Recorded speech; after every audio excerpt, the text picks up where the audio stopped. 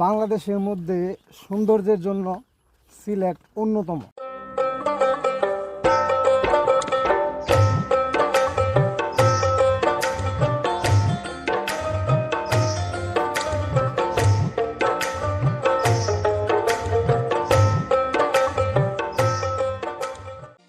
আসসালামু আলাইকুম, শুভ সকাল শ্রীমঙ্গল। আমি এই মুহূর্তে আছি শ্রীমঙ্গলে। তো এখন আমরা ঘুম থেকে উঠছি, ফ্রেশ ট্রেশ হলাম, গোসল টোসল করলাম। তো এখন আমরা বাইরে যাব নাস্তা করার জন্য। আমি এই মুহূর্তে বসে আছি হোটেলে। আমি গতকালকে যে হোটেলে উঠছি এখনও সেই হোটেলে আছি। আর আমার কথার মধ্যে আপনারা অনেক শব্দ পাচ্ছেন, মানুষের শব্দ। আমরা কালকে অনেক জায়গা ঘুরছি, কিন্তু আমরা কোনো হোটেল পাই নাই। আগে থেকে আমরা রিসোর্টে যোগাযোগ করছি, কোনো রিসোর্টই আমরা খালি পাই না, সব রিসোর্ট বুকিং ছিল। তো আমরা অনেক ঘোরাঘুরির পর কালকে একটা হোটেল ম্যানেজ করছি অবশেষে। এই যে হোটেলটা হচ্ছে মূলত বাজারের পাশে, এটা হচ্ছে শ্রীমঙ্গল স্টেশনের কাছাকাছি। এটা হচ্ছে বাজার, চায়ের রাজ্য সিলেট শ্রীমঙ্গল। দেখতে অনেক সুন্দর। আমিও আগে কখনো শ্রীমঙ্গল আসি নাই, এটাই আমার ফার্স্ট টাইম। তো যতটুকু আমি দেখি না কেন আপনাদেরকেও দেখাবো, সাথেই থাকুন। তো এটা হচ্ছে বাজার, উপর থেকে যে বাজার দেখাচ্ছিলাম, আমরা এই বাজারে আছি এখন। এই বাজারের নাম হচ্ছে নতুন বাজার শ্রীমঙ্গল। তো আমরা এখন রুম থেকে বেরিয়ে গেছি, আমরা এখন নাস্তা খাওয়ার জন্য যাচ্ছি।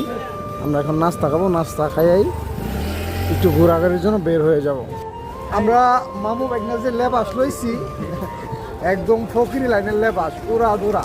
এই রোদের মধ্যে গামছা দিয়ে এরা অস্থির, রোদ থেকে বাঁচার জন্য অস্থির একটা ব্যবস্থা।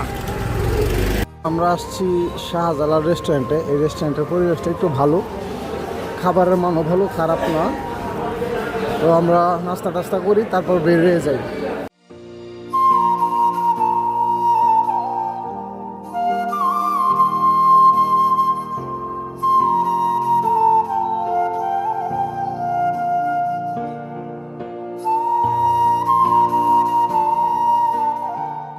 বাংলাদেশের মধ্যে সৌন্দর্যের জন্য অন্যতম হচ্ছে সিলেট। আর এই সিলেটের মাধবপুর লেকে আছি এখন, দেখতে অসাধারণ। আমরা কিছুক্ষণ আগে মাধবপুর লেক ঘুরে এখন চা বাগানের ভিতর দিয়ে আমরা যাচ্ছি লাল পাহাড়ে গেলে গাইড লাগে নাকি লাগে না আমি জানি না। তারপরে ওইখান থেকে একজন লোক সাজেস্ট করলো একজন গাইড নিয়ে যাওয়ার জন্য, সেজন্য আমরা এক বিশেষ গাইডলাইন নিলাম। এখন গাইডলাইন কি বলে, গাইডলাইনের কথা তো কিছু বুঝি না। হ্যাঁ আমি মালুম শোনো গুলিনতা আল্লাহ না মিস মালুম ইনতা শোনো গুল। বাংলাদেশের মধ্যে সৌন্দর্যের জন্য সিলেট অন্যতম, কিন্তু আমরা শুধুমাত্র পরিচিত বা জানাশোনার মধ্যে যে জায়গাগুলো, সেই জায়গাগুলো আমরা এক্সপ্লোর করি। কিন্তু সিলেট দেখার মতো আরও অনেক জায়গা আছে, যে জায়গার মধ্যে আমরা যাইতে পারি নাই। যে জায়গাগুলো খুব পরিচিত, সেই জায়গাগুলোই আমরা একটু ঘুরি। কিন্তু সিলেট অনেক সুন্দর। সিলেটকে চায়ের রাজ্য কী কারণে বলা হয়, কেউ যদি সিলেট না আসে এটা সে কখনোই বুঝবে না। কারণ সিলেট যতটুকু ঘুরছি, সকল জায়গায় শুধু চা চা চা আর চা, এখনও চা।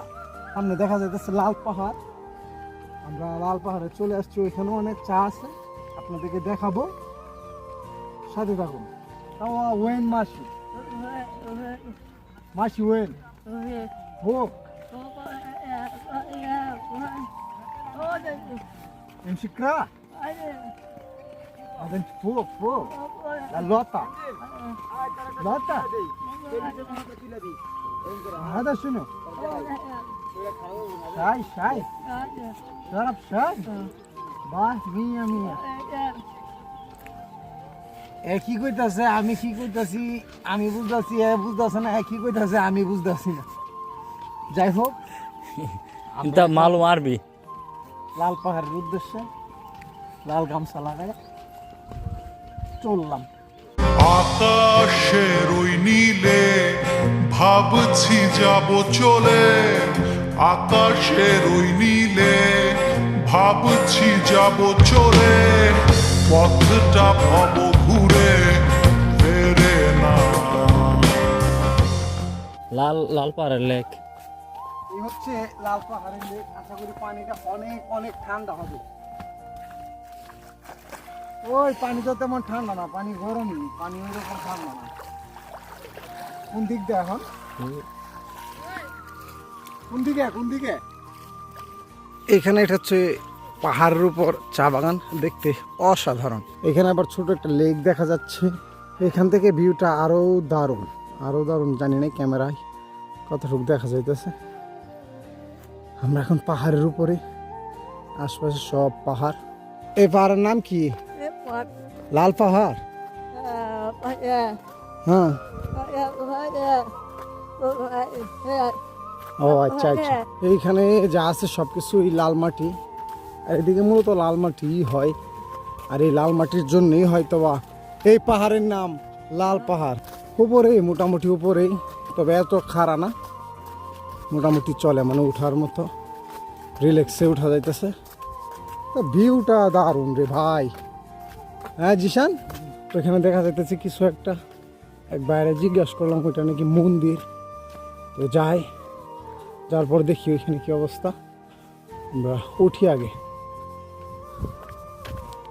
এখান থেকে পাহাড়ের ভিউটা সুন্দর করে দেখা যাচ্ছে। এখান থেকে পাহাড়ের ভিউটা আসলে দারুণভাবে দেখা যাচ্ছে এবং খুব সুন্দর লাগছে। আমি খুব ভালোভাবে দেখতে পাচ্ছি, কিন্তু ক্যামেরায় এতটা ভালো হয়তোবা দেখা যায় না, তাই আপনারা বুঝতে পারবেন না। যদি এখানে আসেন তাহলে বুঝতে পারবেন। এই দিকটাও অনেক সুন্দর, স্বচক্ষে দেখলে বোঝা যায় সৌন্দর্য আসলে কেমন। ওইদিকে একটা লেক দেখা যাইতেছে। এই হচ্ছে এখানকার মন্দির। এই মন্দিরের নাম কি কি আসলে বিষয়ে আমি কোনো কিছুই জানি না, কারণ আমি এখানে প্রথম আসছি। তবে এখান থেকে আশপাশটা দেখতে ভালোই লাগতেছে, অনেক সুন্দর লাগতেছে। মানুষ আছে এখানে মোটামুটি। একটা জিনিস কি, যতটুক চোখ যায় শুধু চা আর চা। এই জন্যই শ্রীমঙ্গলকে চায়ের রাজ্য বলা হয়। আর এই হচ্ছে এখানকার মন্দির।